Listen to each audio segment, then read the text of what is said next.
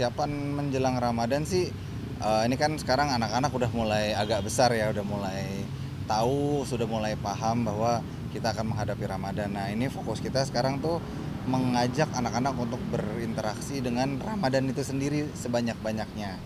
Ya tentunya puasa, terus nanti misalnya apa, kalau memang mereka sanggup menambahkan pahala-pahala yang lain yang bisa mereka kerjain, itu kita encourage juga sama-sama. Itu sih yang kita hadapin karena mungkin kalau kalau kami gitu, misalnya saya dan istri merasa kayaknya kan kemarin kan Ramadan yang lain kan udah banyak kita lewatin.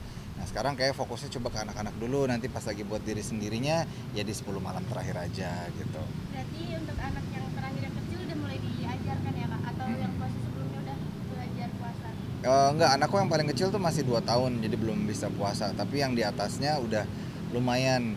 Nah kita nggak pernah ngasih terminologi puasa setengah hari, nggak pernah gitu, karena nanti seolah-olah seperti ada puasa setengah hari walaupun dia masih anak-anak.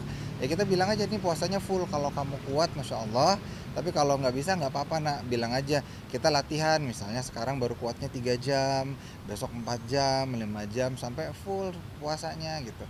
Nah itu biar dari kesanggupannya dia sendiri dan juga dari keinginannya dia sendiri gitu. Bentar.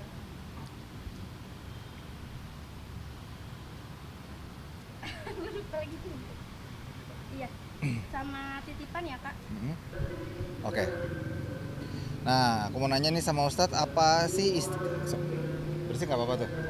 Oke, Bismillahirrahmanirrahim. Aku mau nanya sama Ustadz, apa sih Ustadz, ceritain dong keistimewaan malam Lailatul Qadar. Sudah? Enggak, Ustadz menjawab. Oh, gua menjawab. Iya. Aduh, Masya Allah. Bismillahirrahmanirrahim. Malam Lailatul Qadar itu paling mudah dengan menjawabnya seperti lebih baik dari 1000 bulan gitu. Jadi kalau misalnya kita mengerjakan satu amalan seperti kita mengerjakan itu seperti 1000 bulan gitu kan, berarti kan pahalanya banyak banget.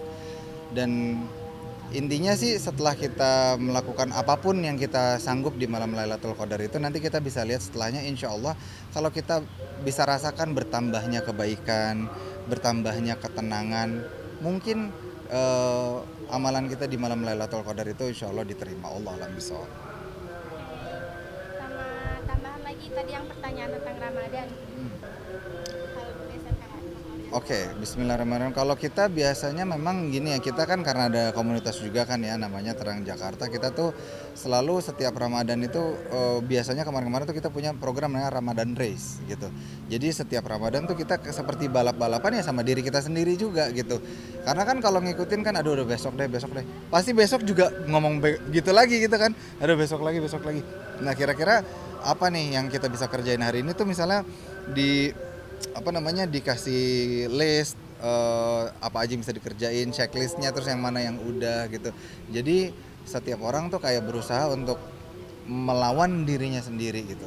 Nah dari situ kita biasanya di 10 malam terakhir itu biasa kita mau itikaf, kita apa ya, memaksimalkan bermesraan lah gitu ya dengan malam Ramadan itu, sholat berjamaah kita. Ya memang kalau bisa sih 10 malam nginep terus gitu, tapi kan ya kita tetap ada kehidupan, jadi ya mungkin paginya pulang lagi, nanti siang balik lagi gitu. Itu yang biasa kita lakukan. Makanan favorit keluarga sama Kamelia sendiri saat sahur dan puasa pasti kak boleh dikasih tahu sedikit. Kalau makanan sahurnya kita sih sebenarnya apa aja, cuman kita memperbanyak sayur dan buah gitu, sayur dan buah sama beberapa daging supaya apa, puasanya kuat dan badannya tuh nggak kenyang, apa ya, kenyang begah gitu.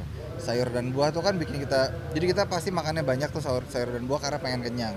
Daging tuh memperkuat dan menambah protein gitu. Nah, sehingga kita puasanya tuh nggak nggak kelaparan, terus pas buka juga nggak kekenyangan terus begah, akhirnya jadinya males-malesan di kamar gitu. Nah tapi kalau buka puasanya itu biasanya kita nggak terlalu ada yang spesifik, tapi yang jelas biasanya lebih kepada makanan-makanan yang dingin manis gitu. Bisa buah dingin, bisa es buah juga bisa gitu. Tapi kira-kira itu, dan kalau udah ketemu dingin manis itu kan biasanya agak lebih tone down ya gitu ya.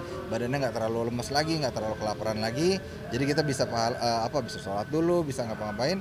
Habis ntar biasanya ada sebagian yang udah kenyang, habis taraweh baru makan gitu. Ada buah-buahan tertentu nggak kak? Kayak apa, harus makan buah kurma mau sahur atau Nah, kalau ngomongin kurma itu sebenarnya bukan masalah buah-buahan tertentu. Intinya adalah ada kok teman-teman saya juga yang emang nggak suka makan kurma, tapi kalau pas buka puasa dia makan kurma juga gitu.